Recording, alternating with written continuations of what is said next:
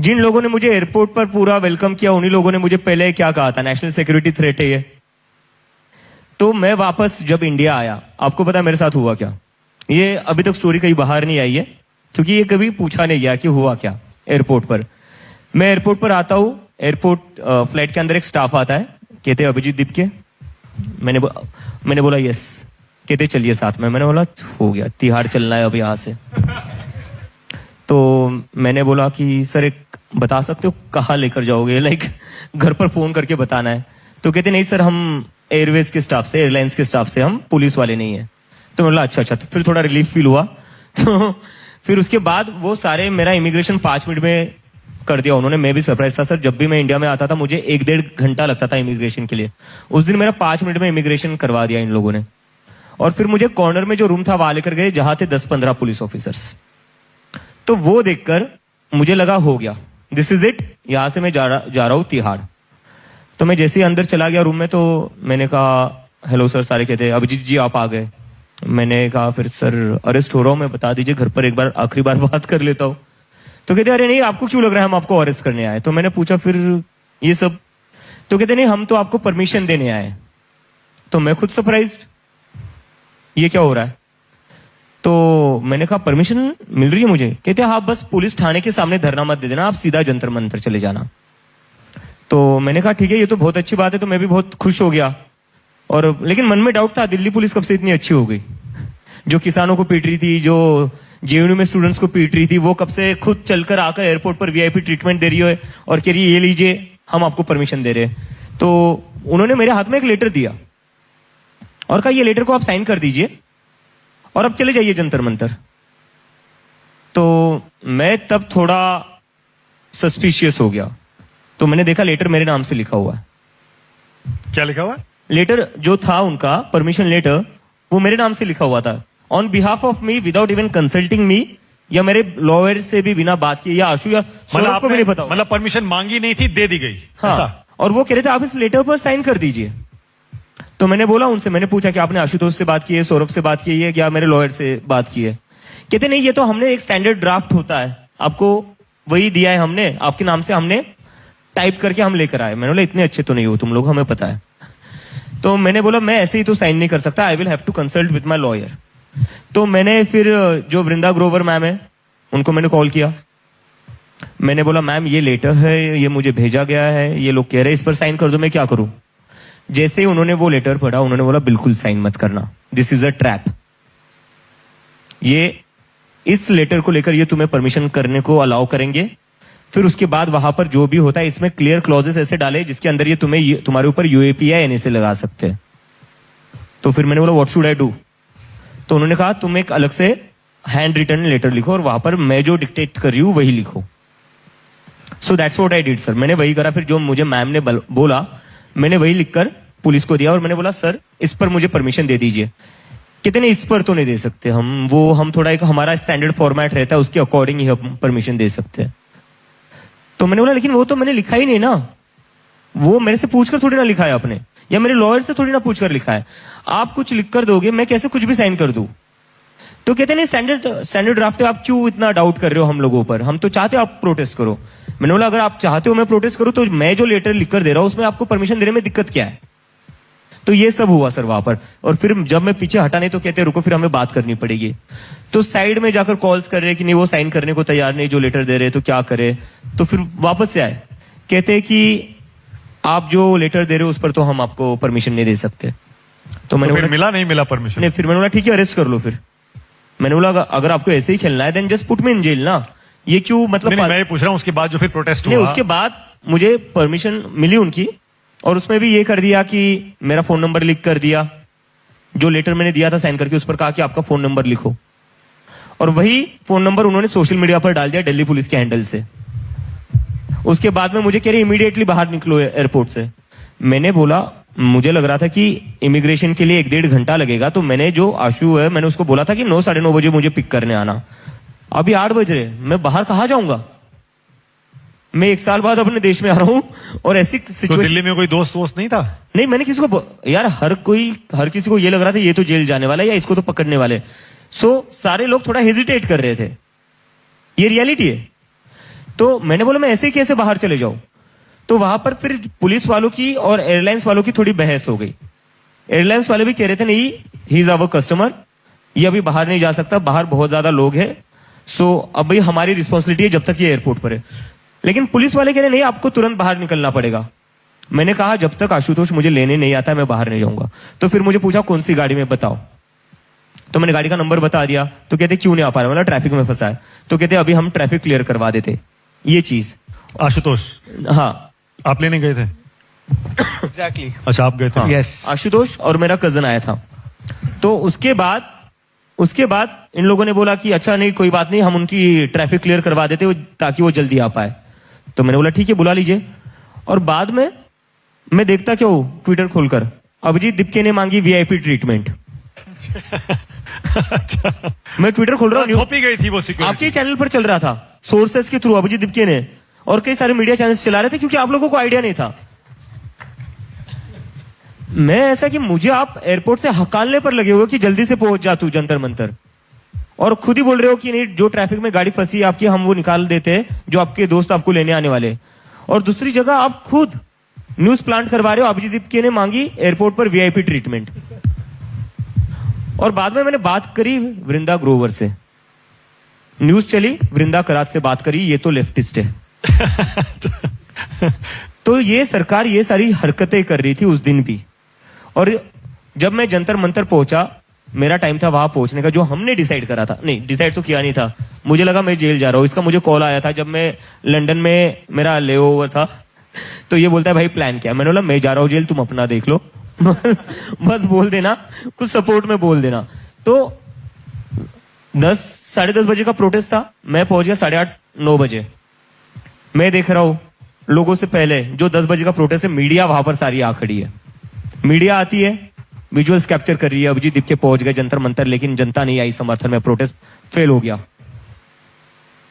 तो पहले दिन से स्ट्रेटेजी ये थी कि अगर उनको पता था अरेस्ट कर देते बड़ा मुद्दा बन जाता। स्मार्ट लोग है ना सर, इतने सारे चुनाव ऐसे थोड़ी ना जीतते हैं, पता है टेढ़े काम कैसे करने हैं। अब आशुतोष वही सवाल का जवाब। सर देखिए हम लोगों का आम आदमी पार्टी का एफिलिएशन सबको पहले से बहुत क्लियर है। हम वो लोग नहीं जो ट्वीट्स डिलीट करते हैं। We have been very open about our affiliation. अभी परसों मैंने देखा राजस्थान में जब से हम लोग ये काम कर रहे हैं, तो पहला जो मेरा आंदोलन था, डोल का बाढ़ एक जंगल है जयपुर में, उसको लेकर हमने एक आंदोलन किया था। तो वो आंदोलन के दौरान डोटासरा जी और जूली जी वो विजिट करने आए थे, तो वो फोटो लगा के बोल रहे ये तो कांग्रेस की भी टीम है। मैंने बोला बस कांग्रेस ही बच रहा था, क्योंकि बीजेपी की बी टीम पहले दिन बोल दिया था, आम आदमी पार्टी की बी टीम बोल दिया था, कम्युनिस्टों की बी टीम बोल दिया, अब बीजेपी कांग्रेस बच रहा था, कांग्रेस भी हमने कवर कर लिया है। तो हम सब पार्टियों की बी टीम है, लेकिन जिस पॉलिटिकल पार्टी में कांग्रेस, आम आदमी पार्टी, शिवसेना से टूट टूट कर एमएलएस गए हैं, जो एक्चुअली प्रैक्टिकली स्पीकिंग ऑपोजिशन की बी टीम है, ये पॉलिटिक्स में पक्का जा रहा है। ऑपोजिशन की बी पक्का टीम जा है रहा है। BJP technically. By that definition BJP is the B team of all the entire opposition of this उन्होंने सवाल पूछा आपने आम आदमी पार्टी क्यों छोड़ दी? आम आदमी पार्टी छोड़ने का कारण सर बहुत सिंपल था। दिल्ली इलेक्शंस जब खत्म हुए थे उसके बाद आई वाज वेरी क्लियर कि मेरे को राजस्थान में काम करना है, कि हम बहुत बड़ी बड़ी बातें करेंगे लेकिन पहले अपना घर सुधारना है।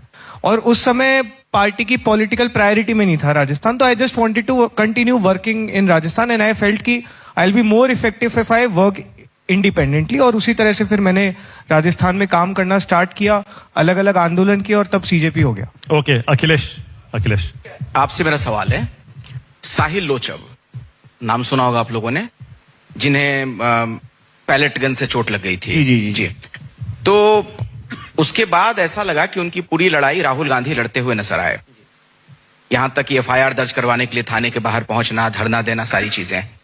तो क्या आप लोगों ने उस लड़ाई को छोड़ दिया, साहिल लोचब के साथ खड़े नजर नहीं आए क्योंकि प्रदर्शन के दौरान ही उनको गोली लगी थी? ऐसा कहा जा रहा है, जो आरोप है, क्योंकि आप ही लोगों के साथ थे वहां पर। दूसरी चीज, क्या आप ये मानते हैं कि राहुल गांधी भी युवाओं की लड़ाई लड़ रहे हैं? सर इसमें एक तो मैं एक चीज क्लियर कर देना चाहता हूं, लाइक एक मिसकंसेप्शन है। आप कॉकरोच जनता पार्टी जो 2 महीने पहले एग्जिस्ट भी नहीं करती थी, उससे क्या एक्सपेक्ट कर रहे हो?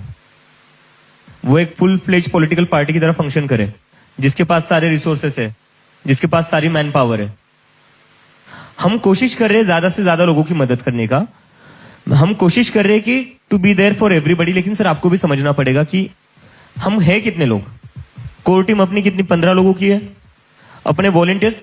जंतर मंतर का जो प्रोटेस्ट था वो एक ऑर्गेनिक प्रोटेस्ट था, it was not an organised protest, जहां पर आप बसों में भरकर अपने लोग लेकर आते हैं, जहां पर आप बसों में भरकर क्राउड मैनेजमेंट के लिए भी एक अलग से टीम लेकर आते हो। तो we are very short of resources, we are very short of people, और हम अभी एक्सपांड कर रहे हैं, अभी हम हमारी टीम्स फॉर्म कर रहे हैं, हम ऑर्गेनाइज्ड कहीं से भी नहीं है, अभी हम वो कर रहे हैं। तो ऐसा नहीं कि हमने उन लोगों को छोड़ दिया है, लेकिन सर हम उन लोगों के साथ खड़े, लेकिन हमारी लिमिटेशन ये है कि आज हमारे पास वो रिसोर्सेस नहीं है, हमारे पास मैन पावर नहीं ठीक है, ओके, जिसकी वजह से हम सारे लोगों की हेल्प कर पा रहे अब हैं। मैं बस दूसरा हिस्सा, राहुल गांधी युवाओं की लड़ाई लड़ रहे हैं, मानते हैं आप? मुझे लगता है सभी को लड़नी चाहिए, वो भी लड़ रहे, सभी को लड़नी चाहिए। ओके, मैं जल्दी से अब एक रैपिड फायर राउंड करना चाहता हूं आपके साथ, थोड़ा ट्रिकी भी हो सकता है but quick fun. All right, rapid fire round with Abhijit Dipke, Saurabh Das and Ashutosh Ranka. पहला सवाल, देश का बेस्ट प्राइम मिनिस्टर अब तक का आप किसे मानते हैं? Jawaharlal Nehru, without a doubt, of course Nehru ji सबसे Okay. कूल भी, कूलेस्ट। और देश का बेस्ट चीफ मिनिस्टर अब तक का आप किसे मानते हैं? सीएम किसी भी स्टेट का।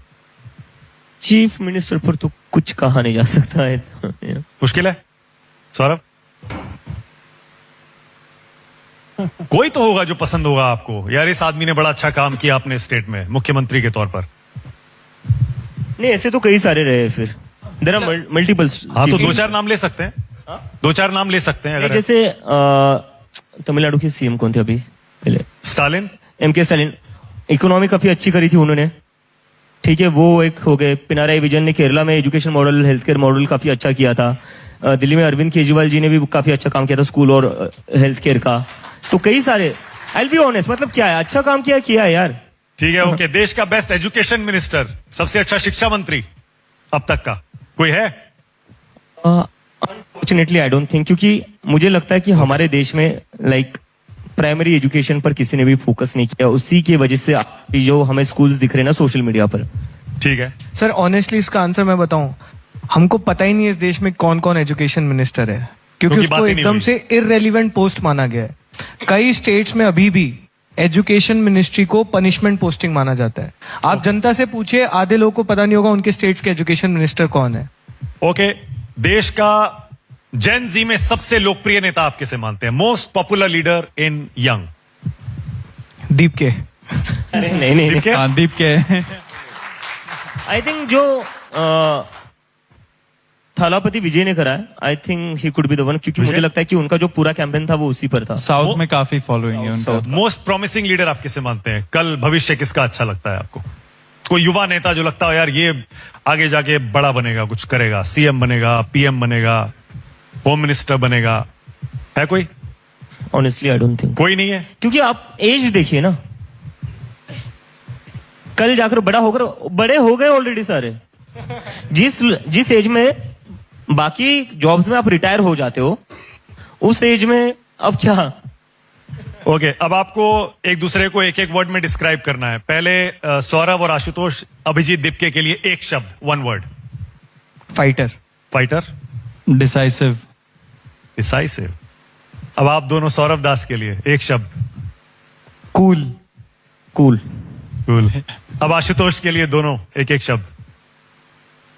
Statesman. Very calm and compose, मुझे ये इसकी चीज बहुत अच्छी लगती है। और सौरभ का आर्टिकुलेशन और आशु का काम एंड कंपोज, आई विश मेरे में वो होता।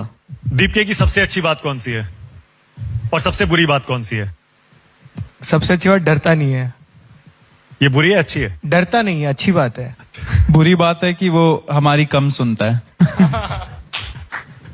वैसे जो दोस्ती है वो अब ऐसी हो गई है, तगड़ी के जान भी दे देंगे टाइप, बोल सकते हैं? हम तो वही कर रहे थे पूरा टाइम कि डे भाई वन से मैं- वही चल रहा है। डे वन से। डे वन से वही कि मैं चला जाऊँ तो तू संभाल लेना। नहीं, और हम लोग जब 6 जून को थे वहां पर, हम तीनों ही आसपास ही खड़े थे, तो हमें एक पॉइंट के बाद लग रहा था कि हाँ कुछ भी हो सकता है ना। हमें नहीं पता कि इन लोगों ने बाहर के लोग भेजे हैं, वो कुछ हमारे अगेंस्ट कुछ कर दे। तो आई थिंक हम लोग प्रिपेयर थे कि अब जो भी होगा साथ झेलेंगे, बस साथ रहना है, छोड़ना नहीं है। ओके, सबसे बुरी आदत कौन सी है अभिजीत की? बोल दिया मैंने। अच्छा, ओके। नहीं और कोई हो इरिटेट करती हो आपको, और कुछ है? इसका अटेंशन स्पैन बहुत कम है। कम है? बहुत कम है इसका अटेंशन स्पैन। मतलब इससे फोन पे आप बात करना, टेक्स्ट करना इज अ हेडेक, तो इसके लिए हमें स्पेशली कई बार वीडियो कॉल रखने पड़ते हैं कि दीप के अटेंटिव रहे उस समय। ओके, अब मैं कुछ नाम लूंगा, आपको एक शब्द में बताना है आप उसके बारे में क्या सोचते हैं। नरेंद्र मोदी। आप अच्छा, Narendra Modi. I take one word, आप उस शख्स के बारे में क्या सोचते हैं, एक शब्द में बताना है। Best skin care. से अगेन, क्या बोला? ओह, बेस्ट स्किन केयर बोल रहे। Best skin care. Skin care. Best PR also. Best actor. पर उनकी पॉपुलैरिटी आपको पता है? ऑफ कोर्स ऑफ कोर्स पता है ना? मतलब ये उसी का तो पार्ट है ना, PR, स्किन केयर और तभी तो पॉपुलैरिटी मिलती है। Rahul Gandhi. Good person. Fit. Very rarely Alright. seen in politicians.